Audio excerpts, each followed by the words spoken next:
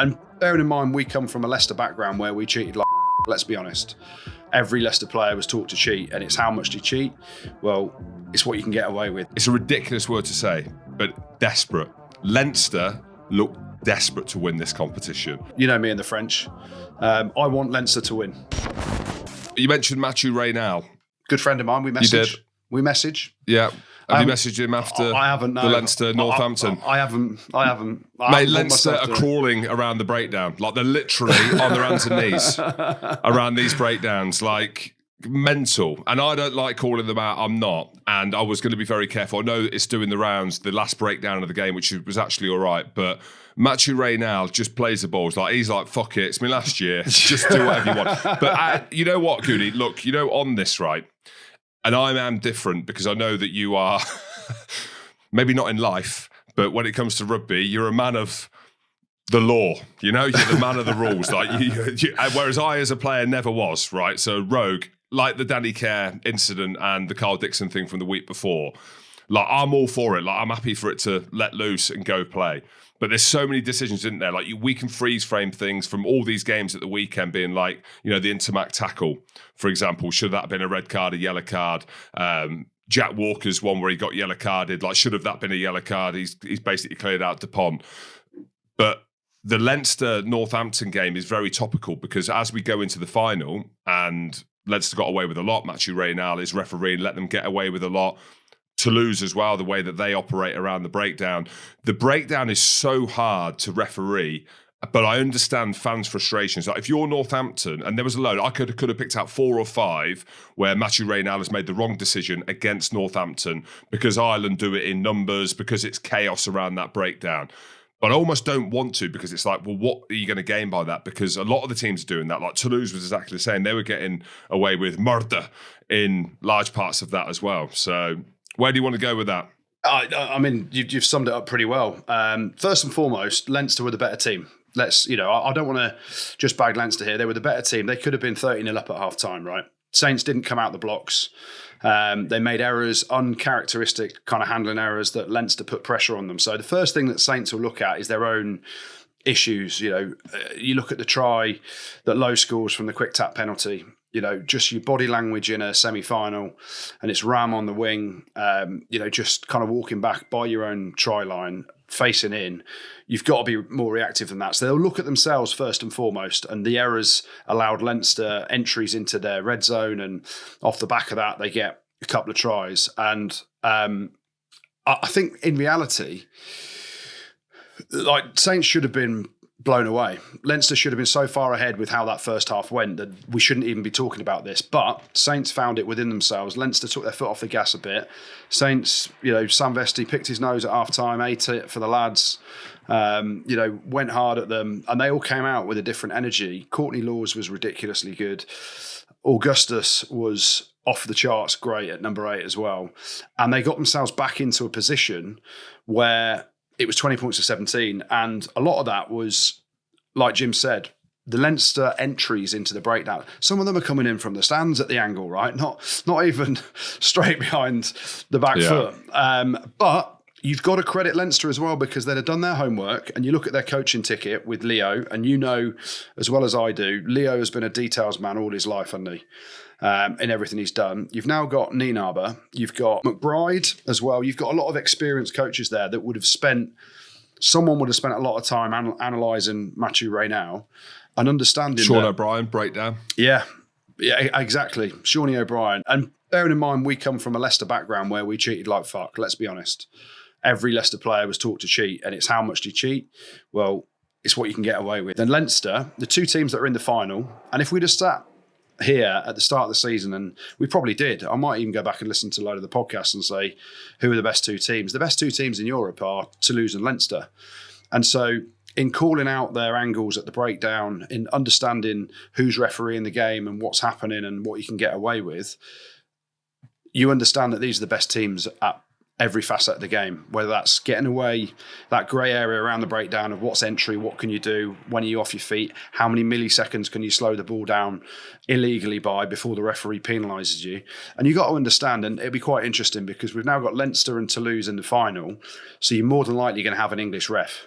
And it's I think the Premiership referees referee it very differently to how the top 14 refs and the URC refs ref it, and you get away with more at the breakdowns in those two leagues. Hence, Leinster and Toulouse are probably getting away with more than us people that watch the Prem and are used to an English referee understand. So, and you've got to tip your slipper to them. If you're getting away with it, keep fucking doing it, lads. And that's the difference, right? We can all talk about it afterwards and say, oh, you know, Mathieu Reynal. Leinster definitely got the rub of the green from Mathieu Reynal without a shadow of a doubt. And Saints can look back on it and probably find 5 or 6 clips going, what the fuck's going on here? But it's all right. It's like, you know, we've got the best. Leinster are, you know, they've been to the last 2 finals. They're in their 3rd consecutive final. We've known they're one of the best teams in Europe for a while. You know, they do everything to up there with the top 2-3 teams in the competition. Even gamesmanship, like Tyg Furlong holding his head again like he's been hit. Jameson Gibson Park, worldy of a performance, trying to buy penalties left, right and centre. And it's like, I'm all for it. I don't like that. Well, I'm not. You see, this is what I mean. You know, like the pass when there's a player on the floor and getting up. Yeah. I've always had, maybe because I got hit with the ball maybe about 33 times in my career, getting up. But I know what you mean, like everything. But everything and anything, like they're there, aren't they? Like you say, gamesmanship or whatever, like they're on the edge, like it's chaos, like anything, any small thing, there's just so in tuned. And you know what? This word's like probably not a great word. And maybe this is where the issue may lie. It's a ridiculous word to say, but desperate. Leinster look desperate to win this competition. And I don't know whether that's a good or bad thing or not. And I know everyone's desperate to win it, but do you know what I mean? Like they are, and you saw that at the end, and you saw that in the last 20 minutes of that game against Northampton. Like, what is that desperation? We go back to the World Cup, and I know Irish fans are like, I love you, okay? You did love me until last week, but I do love you, and I'm a big fan of Leinster and the way in which they play. But maybe that's why Northampton did nearly come back, and that is why, like a Quins, for example, looked okay in parts against Toulouse, because you got the 2 teams where there's a real expectation that they should win. Like Leinster, really, the fact that they rested players in the lead up to that game. I was asking Biggs actually whether or not that was a good thing, and he kind of thought that it was, but Leo mentioned it in the press conference that maybe having 2 weeks off in the lead up to that game, Northampton are on the fucking grind every single week. You look at the profile of players, no disrespect to Northampton, like Leinster should be 20, 30 points better than Northampton if you went value to value on each player. And fair play for Northampton coming back. Just on that, you mentioned one of the players. Who's the number 8 for Northampton? Augustus. South African, my mate. Here we go. There we go. Actually, he was wicked. He was actually really, really good. And that's what I mean. Like watching the game, Goodey, I thought it looked like it was going to be 40 points. They were 20 points to 3 up. Leinster, everything, like they just looked on it. Northampton looked tired early on, but it shows you actually how good they are. And they've got to be favourites for the Prem now, just with how they play. The way they managed to stick in. And I know we'll talk about Saracens would maybe spook a Northampton, but just on that game, to be that close and 3 points in it at the end of the game, credit to at Croke Park, the emotion playing at that stadium, like that was brought up in the lead up. That was part of the story for them. It was spoken about after the game as well, the history that stadium's got. And I know Northampton didn't win the game, but you know, Finn Smith, who's coming on the show, was wicked for 21 years old to put that performance in. But I'm looking at that and I'm like, having seen the Toulouse game and having seen, I'm going based right on one try, which was Hendy's try with the kick over. I'm thinking, do Leinster have any vulnerabilities? And it might not matter against Toulouse because it's going to be a battle of the breakdown. It's going to be a close game. You've got the 2 best teams playing. But any team that plays against Leinster, like where is there a crack? The short kicking game, maybe. And maybe that's just based on the one kick over where Andrew Porter kind of fumbles the ball. He's never been in that position before. And the reason I'm looking for the cracks is because they look so unsung, so physical, so joined up. And I give that comparison to the All Blacks all them years ago, where the physicality around the breakdown, then they're getting away with murder because everyone's doing it and it's almost impossible to referee. But that final is going to be epic. I know I'm jumping ahead, but fair play to Northampton to stick in 3 points. They lost that game by. Yeah, 100%. And you talk about what is the crack? Is there a crack in Leinster? The biggest thing is their mental side of the game, I think. We've said it for years. What have they won in the last 10 years? In reality, they've won a couple of URCs. The last time they won the Champions Cup was 2018, I think. So they've won it once, but they've been in finals. They've been the nearly men. And there's like an expectation that they should win. So is their biggest weakness the mental side of it? And I love Dublin. I love Leinster. I love Ireland. I love my Guinness and my blackcurrant. But let's be honest, quarter-final of the World Cup, a lot of these Leinster players, they lost the last two finals to La Rochelle, especially the home final. And they do say it takes, you have to lose a couple to win one. But this Toulouse team as well, coming up against them, that's going to be an epic final that we'll get into a bit later on and over the next few weeks. But yeah, shout out to Saints. For Leinster, Caelan Doris, Miel Doris, Al Goodey. Ridiculous. James Lowe, first person to ever score a hat-trick in a semi-final. And I know a couple of them would just catch it and put it downs, but proper top-tier players, aren't they? Jameson Gibson Park, I cannot wait to see probably the two best nines in the world go up against each other. Jameson Gibson Park up against definitely the best two nines. Yeah, and it's Dupont was off the charts good again today. He's just an absolute cheat code. But for that final, it's going to be epic, mouth-watering. I'll be there. I'm there as well. If anyone sees me, me and Jim are there. Let's have a load of beers. Come on, join us. I'm part of the panel, Andrew. I don't know how.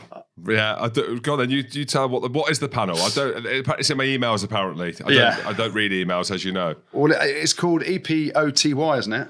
European Player of the Year. EPOT. EPOT, that's what it is. I had no idea that's what the abbreviation stood for. Thank you. Rob, who's up for it this year? Who have I got to choose from? Yeah, so you got Caelan Doris, you got Dupont, Jameson Gibson Park, Courtney Laws, James Law, Dan Sheehan, Finn Smith, and Marcus Smith. It's actually, lads, as well. It's actually called the Investec Player of the Year. There we go. Of course it is. On brand. Thanks for that, Rob. Who would you go for, Rob? I think James Law, just because I like his hair. Go on then, tell us more. Yeah, go on, give us... No, you can't say just because you like his hair. In fact, if I'll do that, as in I'm going to pick James Law because producer Rob likes his hair. There you are. And that's the reasoning. Simple as that. Yeah. That's the reasoning. Of course. If you've had 40 pints, then you're allowed to say that, yeah. I'll go between the two nines, I think. I know. Yeah, but I'll go two nines because I reckon they're, like you referenced there, the best two nines in the world. And they've now changed the look of what a scrum half should be, involved in absolutely everything. So they're both massive. I understand James obviously scored a hat-trick at the weekend. I get that. I can see why you'd go for him. But the influences that Dupont, as he did at the weekend, scoring 2 tries. He was very good in the quarterfinal as well against La Rochelle, wasn't he? James Lowe. Yeah, that's what I mean. You've got to go back through the archives. Do you know what I mean? I've got such a short memory. You know what I mean? Yeah. Andrew, who are you going for? It's close between early doors. Well, it's close between those two. I'd have James Lowe in the mix as well. For me, the top 3 have got to be James Lowe, Dupont and Jameson Gibson Park. Not in that order, ladies and gentlemen. That's just the top 3. And then basically you give it to whoever's had the best game in the final and whoever wins it. Because normally it goes to the player on the winning team. What do you think of Ross Byrne, Goodey? Because he missed a few, didn't he, with the boot? Yeah, I mean, Byrne, it wasn't his best game, especially off the tee. But he's in that system and he knows how to get the best out of players. And I think Toulouse will definitely go after him. And, when you're talking about analysing the final, Peter Aki in the centres will definitely be hoeing down. Again, another Burns player channel. who never gets spoken about. Yeah, awesome. Good. Mate, he's ridiculously good. So, wasn't Burns' greatest day, but, he'll be expected to have a big performance. And goal kicking may be crucial. Like, you talked about Blair Kinghorn, Jim. When I saw the teams, Thomas Ramos is the best goal kicker in the world, without a shadow of a doubt, in my opinion. When I saw the teams and Blair Kinghorn starting ahead of him, that was a signal of intent. And we've seen Blair Kinghorn; he's a good kicker, but he's not Thomas Ramos level.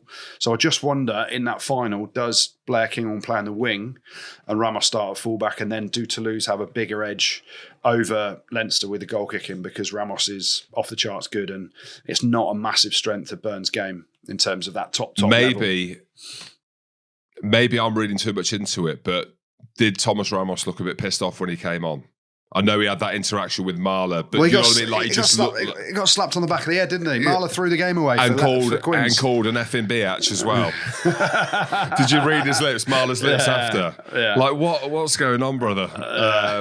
But like, imagine like that's a massive call for them to drop Thomas Ramos. I was shocked, and I did wonder where Blair Kinghorn would fit in. But again, like you look at how well he's played and just how star-studded.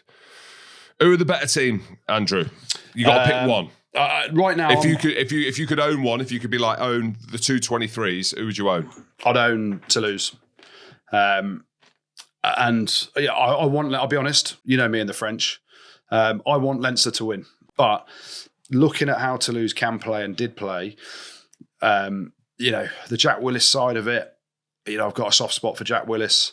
Thibaut Flamont as well, Wasp boy, ex-Wasp boy, came through. He's like Loughborough University 5th team fly half at one point. Now look at him, like offloading for fun and a proper baller. But I think Toulouse, they'll remember that Leinster spanked them. Was it last year in the semi-final as well? So they'll have that pain still inside them. And I just think with the quality they've got, their backline, their offloading game, the way they read each other, ball out the tackle, you know, it's electric at times. Dupont's the man, Untermack. Yeah, I love Aki in the centres. You go across the back line, obviously Kinghorn at fullback, and then you go into the forward pack. Mearfu, the size of him, and he could have had a yellow card. Oh my Molfo, yeah. He could have had a yellow card, but size of the bloke, and it's going to be mouth-watering. But if I'm picking a favourite... But mate, but that's what I mean, Andrew, on like the size, and I know that they've got over that barrier now by beating La Rochelle, and I just put out one tweet all weekend. One was going to be hanging, and then I didn't bother doing it because I told Beck that it was just a couple of glasses of red wine, very best vintage, so I didn't feel dusty because vintage wine apparently makes you feel all right. I didn't want to put hanging, but I just said Toulouse big men. That's the one thing where we've seen La Rochelle. I know they've got over that hoodoo, if you like, but guys like Molfo, fucking Peter Malvaca, how good's he's wicked. I think he's one of the best hookers in the world. Well, he is one of the best. I mean, it's a ridiculous thing to say. He plays for France and obviously Toulouse as well. But that is the big thing, isn't it? Around the breakdown, the way that Anton Dupont challenges around there is very different. It's very different, isn't it? And that's going to be the big thing around that final. But yeah. What did you think of Jack Walker's yellow card, lads? Because I'm a bit there. I'm thinking, what else is he supposed to do there? You know, he's been where's he? What else is he supposed to do in that situation? Love and rainbows, mate. Love and rainbows. Go with your hands. It's hard, isn't it? It is, but like. Because if you go based on how Leinster were entering the breakdown, just base it on that, with that kind of violence and physicality. It's Anton Dupont. Yes, he's a scrum half, but he's very good over ball. The way that it happened, like, came off a turnover as well. So you instantaneously, and Sam Warburton talked about it, so I'll probably sound like I'm repeating exactly what he said, but well, I am, because he's one of the best in the business. But you get the turnover, that kind of speed, the physicality, the desperation to get into the breakdown and clear. I don't really know what you can do. In hindsight, you obviously don't go in as hard, do you? Because it looks reckless. And I love the way that Warburton spoke about it, a rugby incident. But a yellow card's a yellow card in the context.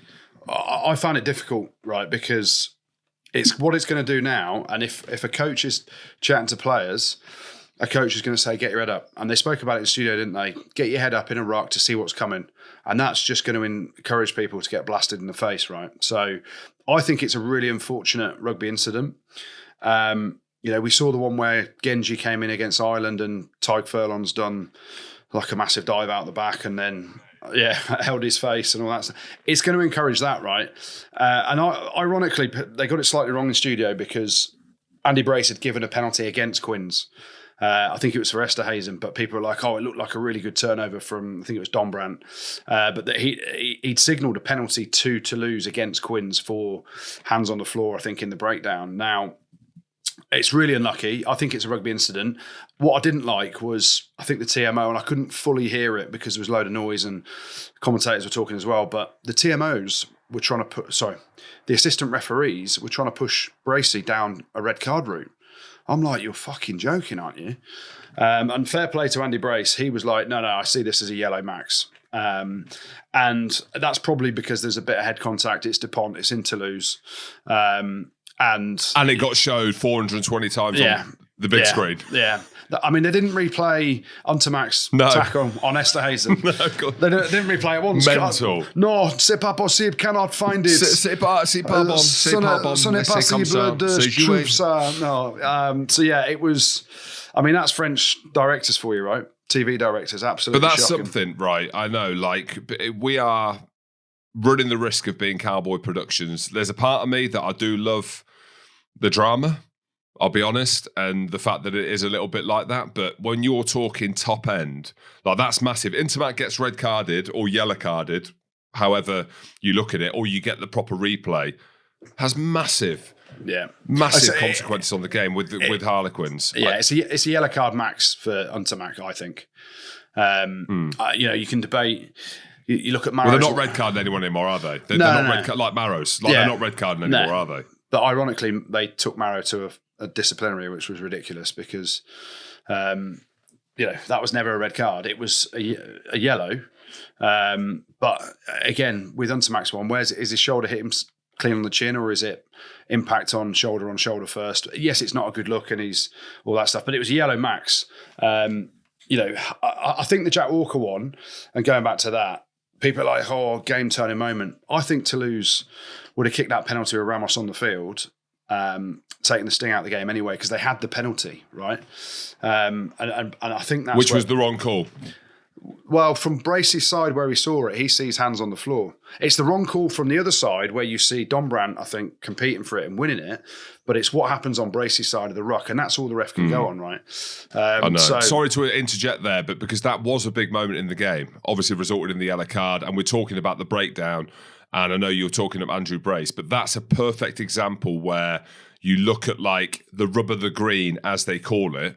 Like, Bracey's pinged Esterhuizen for his hand on the floor, even though it's not him who's over the ball, and Dombrandt steals the ball. I know it doesn't matter because that would have happened anyway with the yellow card, so it would have been reversed. But they're the little micro decisions, aren't they? Yeah, and that's one of the issues with, when we're rewinding it, watching replays, the referee's only got one set of eyes from one side of the ruck, right? So the TV screens might show one thing one side, but we haven't necessarily seen what Andy Brace has seen first up on that other side. But he was clear that it was a penalty to Toulouse against Quinn. So, but that's rugby. So many grey areas around the breakdown, and the best teams.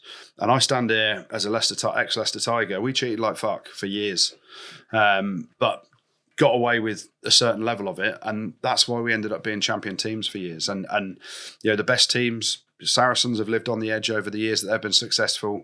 La Rochelle, with the physicality, lived on the edge. Now Leinster and Toulouse, the best two teams in the comp left, the best two teams from day one to the final, they are living on the edge at breakdowns, and it will take a strong referee to either let it go and allow both teams to do effectively what the fuck they want within reason. And they're the best games, Goodey, mate. So look at the quarterfinals from the World Cup. Look at the teams that you've just mentioned there. That's where I'm like, just play. Just let them go. And if there is like an out-and-out Judas, right, where you stamp on someone or you slap Ramos on the back of the head, send them off. Do you know? But I think if, like, them grey areas, and look, Northampton fans will hate me for saying it, I actually love the way that Leinster play around the breakdown, where they're all flying in. Like, I love the way that the All Blacks did it when they were flying in off their feet. Didn't like it playing against it. And if I'm a fan of that team, if I'm a fan of Northampton or I'm a fan of Quins or whoever it may be, I understand the frustrations around it. But they're the best games when it's absolute chaos. Well, Jim, you asked me who I want to be in charge of and who I'm backing for the final. And I said I want Leinster to win, but I think to lose. What about you, big man? Who's got the most Springboks, basically? You're picking them, yeah? Well, Jock Ninaba's at Leinster, so I'm going to go with them. And I feel as if I need to build the bridges with the Irish again after last week. So I'm going to say Leinster, but I'm not just saying that for that reason. It's going to be close, right? Is the tagline. And obviously everyone knows. So I'll redo that bit. It's going to be close, without doubt. Around the breakdown, it's going to come down to the inches. And who referees, whether or not it's Luke Pearce or Carl Dixon, whoever, that's going to play a big part of it. Well matched, but I just feel Leinster depending on how Ross Byrne plays as well. Is Gary Ringrose could be back, hearing that he's going to be back as well. I'm going to say Leinster, but it's going to be close by 2 or 3. Pod. Rugby pod.